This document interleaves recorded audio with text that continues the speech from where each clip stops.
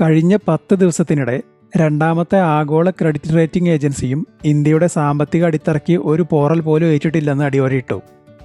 അമേരിക്കയുടെ ഇന്ത്യൻ ഉൽപ്പന്നങ്ങൾക്ക് മേലുള്ള 50% അധിക തീരുവ പ്രഖ്യാപനങ്ങൾ വന്നതിന് ശേഷമാണ് ഈ റേറ്റിംഗ് എന്നത് ഇതിൻ്റെ പ്രാധാന്യം വർദ്ധിപ്പിക്കുന്നു.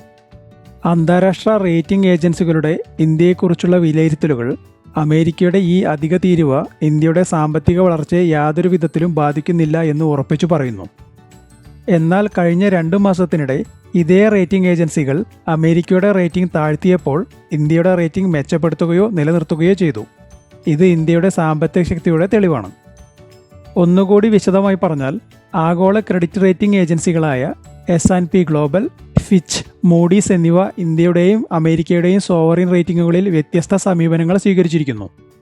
ഈ ഓഗസ്റ്റ് 14-ന് S&P ഗ്ലോബൽ ഇന്ത്യയുടെ ദീർഘകാല സോവറിൻ റേറ്റിംഗ് 18 വർഷത്തിന് ശേഷം BBB നെഗറ്റീവിൽ നിന്ന് BBB ആയി ഉയർത്തി. ഇത് ഇന്ത്യയുടെ ശക്തമായ സാമ്പത്തിക വളർച്ചയെയും ധനനയത്തിലെ അച്ചടക്കത്തെയും അടിസ്ഥാനമാക്കിയാണ്. എന്നാൽ ഫിച്ച് റേറ്റിംഗ്സ് ഇന്ന്, അതായത് ഓഗസ്റ്റ് 25-ന് ഇന്ത്യയുടെ റേറ്റിംഗ് പഴയ BBB നെഗറ്റീവായി നിലനിർത്തുകയും സ്ഥിരമായ വളർച്ചയും സാക്ഷ്യപ്പെടുത്തുന്നു. എന്നാൽ ഇതിന് വിപരീതമായി അമേരിക്കയുടെ റേറ്റിംഗിൽ ഏജൻസികൾ കർശനമായ നിലപാടാണ് സ്വീകരിച്ചത്. കഴിഞ്ഞ മെയ് 16-ന് മൂഡീസ് US-ന്റെ റേറ്റിംഗ് AAA-യിൽ നിന്ന് AA1 ആയി താഴ്ത്തി.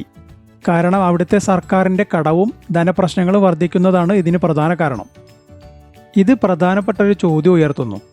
ഇന്ത്യയുടെ സാമ്പത്തിക അടിത്തറ ശക്തമാണെങ്കിലും എന്തുകൊണ്ടാണ് ഫിച്ച് പോലുള്ള ഏജൻസികൾ ഇന്ത്യയോട് കൂടുതൽ യാഥാസ്ഥിതിക സമീപനം സ്വീകരിക്കുന്നത്? ഇന്ത്യൻ സർക്കാരിൻ്റെ കടം നമ്മുടെ GDP-യുടെ 80.9%.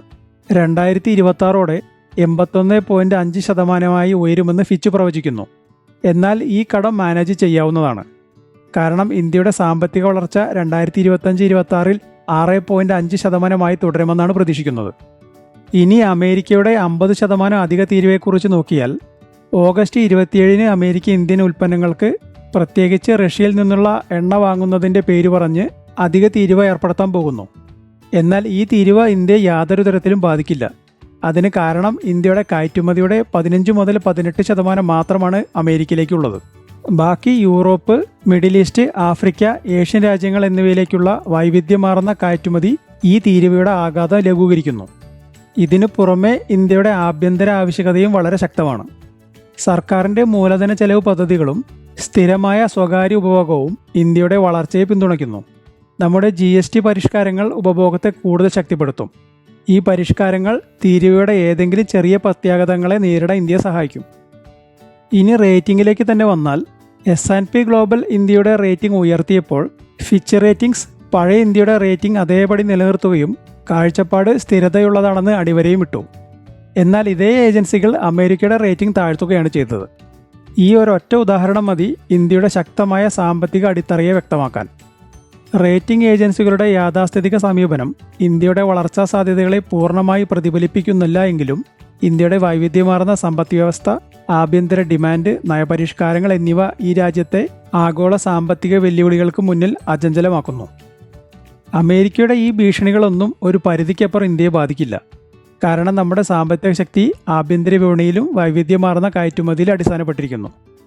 റേറ്റിംഗ് ഏജൻസികളുടെ വ്യത്യസ്ത തീരുമാനങ്ങൾ ഇന്ത്യയുടെ ശക്തിയുടെ തെളിവാണ്. നമുക്ക് ഇന്ത്യയുടെ ഈ സാമ്പത്തിക ശക്തിയിലും വളർച്ചയിലും അഭിമാനിക്കാം. ഇനി ഈ വിഷയത്തിൽ നിങ്ങളുടെ അഭിപ്രായങ്ങൾ കമൻറ്റിലൂടെ അറിയിക്കൂ.